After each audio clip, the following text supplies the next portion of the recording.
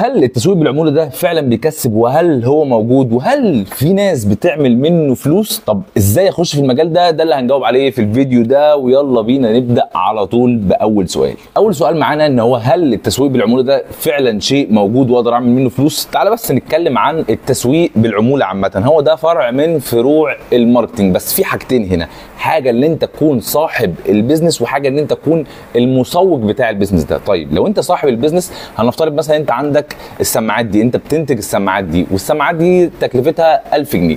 حلو، انت بتبيعها ب 2000 جنيه، فعايز ناس تشتري منك السماعات اكتر، فممكن تعمل حاجه اسمها الافيليت بروجرام، او برنامج اللي هو التسويق بالعموله. فتخلي مثلا واحد تاني قاعد في البحيره او في الشرقيه او في اي محافظه او اي حته في مصر مثلا، تقول له بقول لك ايه، بص هي دي سعرها 2000 جنيه، انت لو عرفت تبيعها لي هديك يا عم 200 جنيه. فهو ده التسويق بالعموله كأنا صاحب بيزنس. طيب الناحيه الثانيه بقى اللي هو انت داخل تشوف فيديو عنها، ان انت تكون المسوق. هنروح برضو هنقول في منتجات وليكن مثلا اللابتوب ده مثلا الناس بتبيعه على امازون مثلا، او على موقع نون والكلام ده كله، او جوميا وكل الكلام ده. فانت تروح تقول لامازون او نون او جوميا او اي صاحب بيزنس عامه، تقول له بقول لك ايه، انا هبيع لك اللابتوب ده وهاخد نسبه صغيره من ثمن المنتج بتاعي، سواء لابتوب سواء سماعات سواء ايا كان. وهو ده الناحيه الثانيه اللي هو انت مسوق بالعموله. انت يا دوب بتعمل ايه، تسويق لللابتوب ده، واما يتباع بتقول له بقول لك ايه، الراجل ده جاي من تبعي، وانا عايز بقى ايه، نسبه كده صغيره، يعني عموله زي ما بيقولوا من الاخر كده. وهو ده التسويق بالعموله باختصار.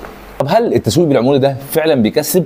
بيكسب. تخيل معايا ان انت مثلا مشترك في كذا حاجه في كذا موقع وكل الكلام ده، واحد دخل اشترى منك منتج. هي بقى بتفرق هنا، بيكسب قوي ولا بيكسب بس ولا مش بيكسب خالص اصلا. ان انت تختار المنتجات اللي انت هتسوق لها، عشان بعد كده هتروح بقى تعمل لها فيديوهات، تعمل لها صور، وحد اما بيدوس على الرابط بتاعك او اللينك اللي انت حاطه بياخده على صفحه المنتج وبيشتري المنتج، فانت بتاخد نسبه منه، مع ان سعر المنتج اصلي هو مش بيزيد عليه، لا كلنا كسبانين في الحته دي. بس منتج ثمنه 100 جنيه غير منتج ثمنه 1000 جنيه، غير منتج ثمنه 50000 جنيه، غير منتج ثمنه مليون جنيه. فانت مثلا كانك بتاع عقارات، لو انت يا عم بتبيع شقه ب 100000 جنيه هتاخد نسبه صغيره، لكن لو انت بتبيع شقه ب 10 مليون جنيه هتاخد نسبه حلوه. فهو هنا اللي بيكسب قوي او اللي بيكسب قليل او اللي بيكسب في النص بتختلف على حسب المنتجات اللي انت هتسوق لها. خدنا الناحيه الثانيه، ان هو طب يا معتز اختار انهي منتج او انهي مجال اخش فيه واللي بيكسب حلو، عشان عايز اكسب فلوس كتير قوي.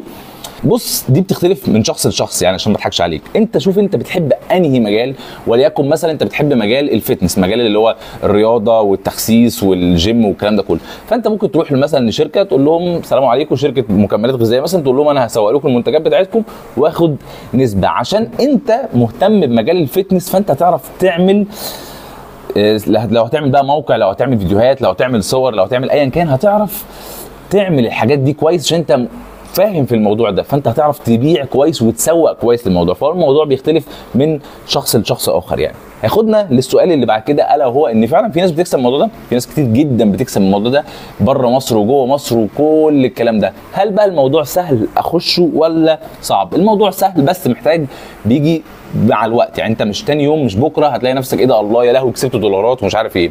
ده ياخدنا برضو حته ثانيه، ان هو هل ممكن اكسب دولارات، وهل ممكن اسوق لمنتجات في امريكا؟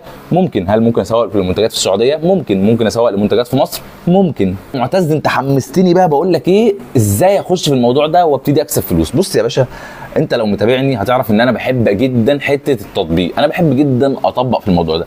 فلو الفيديو ده جاب 100 لايك يعني ده حاجه صغيره جدا، يعني هبتدي انزل خطوات عمليه وانا بعمل الموضوع ده قدامك، زي اعتبره كورس عملي هيبتدي ينزل بقى، وهبتدي من الصفر معاك حتى ما يخش لنا اول فلوس. وهو ده كان محتوى الفيديو، واشوفكم الفيديو الجاي. ما تنساش تعمل لايك، وما تعمل لايك اعمل سبسكرايب او اشتراك في القناه عشان تشوف الفيديوهات اللي بعد كده.